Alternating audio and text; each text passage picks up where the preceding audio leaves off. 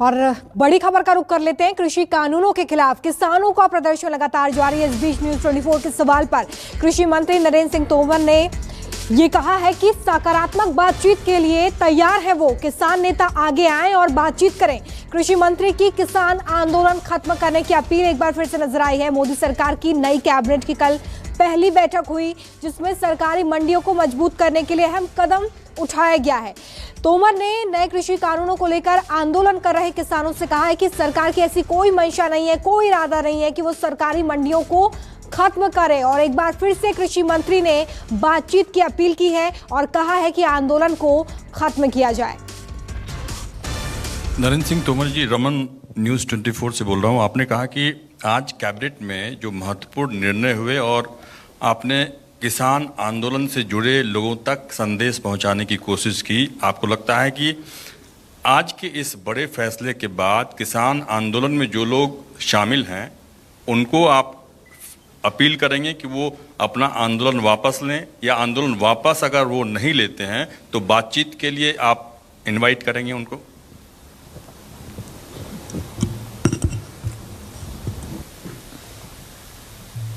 किसान आंदोलन से संबंधित जो यूनियन हैं उनको मैंने एक बार नहीं अनेक बार यह कहा है कि कानून को रिपील करने के अतिरिक्त कोई भी प्रस्ताव वो लेकर हमारे पास आएं, हम उस प्रस्ताव पर चर्चा करने के लिए तैयार हैं।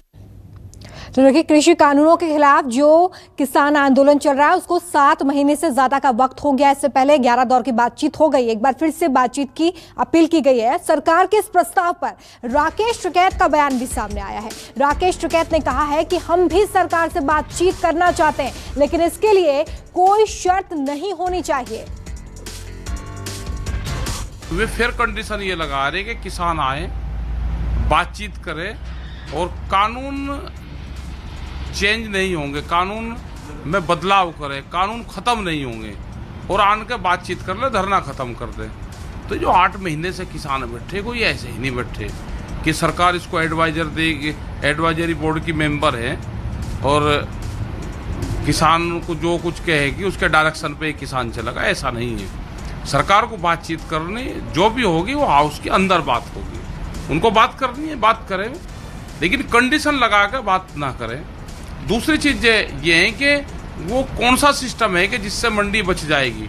जब मंडी के बाहर खरीद होगी, करीब 40 से ज़्यादा मंडी मध्य प्रदेश की, उसमें 0% वहाँ पे खरीद हुई है। वे मंडी मंदी के कागार पे है, पूरी बंद होगी वे मंडियाँ।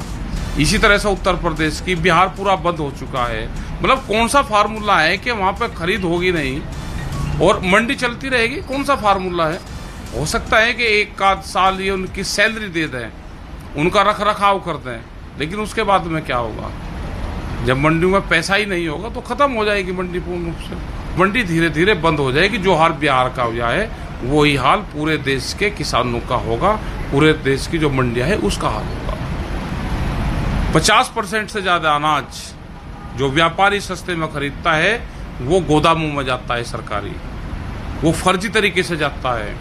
उसमें उसके कर्मचारी और जो बड़े लोग हैं वो उसकी खरीद करते हैं। जो वहाँ पर व्यापारी बैठा है वो खरीद करता है सस्ते में और वो फिर FCI को और इनको देता है वो अनाज। किसान से खरीद नहीं हुई। आज भी किसान का अनाज तो बहुत अनाज घरों में पड़ा हुआ है।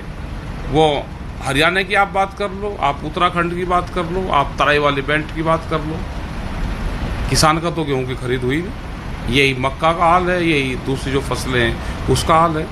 तो MSP पे पूर्ण रूप से किसान की खरीद नहीं होती और बाजार उससे सस्ता है। जब तक इस पर कानून नहीं बनेगा किसान को कोई फायदा होने वाला नहीं है। तो देखिए, किसान और सरकार दोनों ही बातचीत के लिए तैयार नजर आ रहे हैं, लेकिन इस बीच सुलह का फॉर्मूला क्या होता है, कैसे ये आंदोलन खत्म होगा, ये इस बातचीत के बाद ही तय हो पाएगा।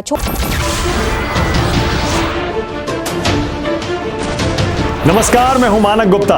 अगर आपको हमारा ये वीडियो पसंद आया हो तो इसे लाइक और शेयर जरूर करें और हाँ, हमें सब्सक्राइब और फॉलो करना ना भूलें। ताकि आप देश और दुनिया की कोई खबर मिस ना करें। तो जुड़े रहिए हमारे साथ और देखते रहिए News 24।